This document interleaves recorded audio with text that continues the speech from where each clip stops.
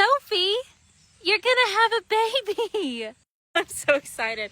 I mean, there's still hurdles to cross, but we have a clean embryo. For those that don't know, Sophie, this tall buckskin drink of water who is gorgeous, she carries a copy of PSSM. And that's not something we necessarily want to give to our future foals. We want to eradicate that. But with modern science and with using ICSI, which is where we harvest oocytes, they put one sperm into each egg, it turns into an embryo. We can test those embryos before implanting them.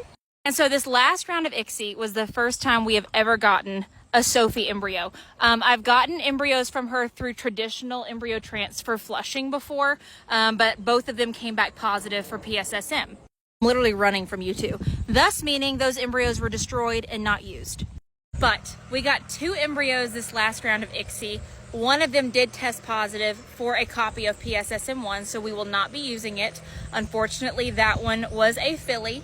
That's creepy. Why are you just staring?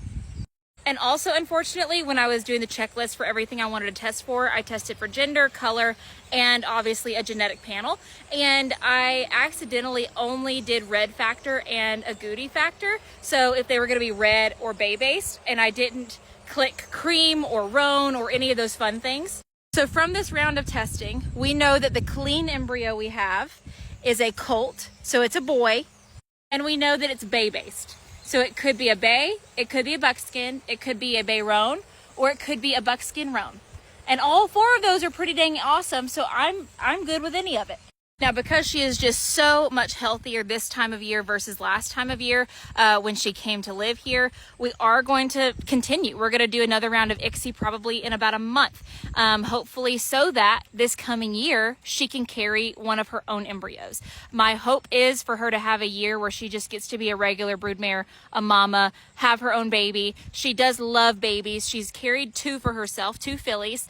And so we're just really, really excited about this. Regardless, we have 1, and obviously that still has to stick into a recip, so we have to implant it. It has to make it, you know, to its, make it into a pregnancy, and then its heartbeat date, and then after that, chances are significantly higher of us actually getting a live baby on the ground.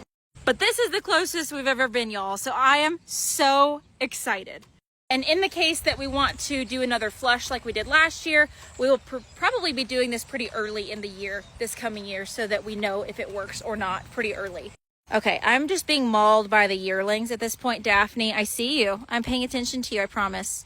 But let's all say a prayer that we get a couple more healthy embryos just for safekeeping in the bank. But I'm not gonna be too greedy because we now have 1 and I'm so excited. So let's cross our fingers that we get to meet him.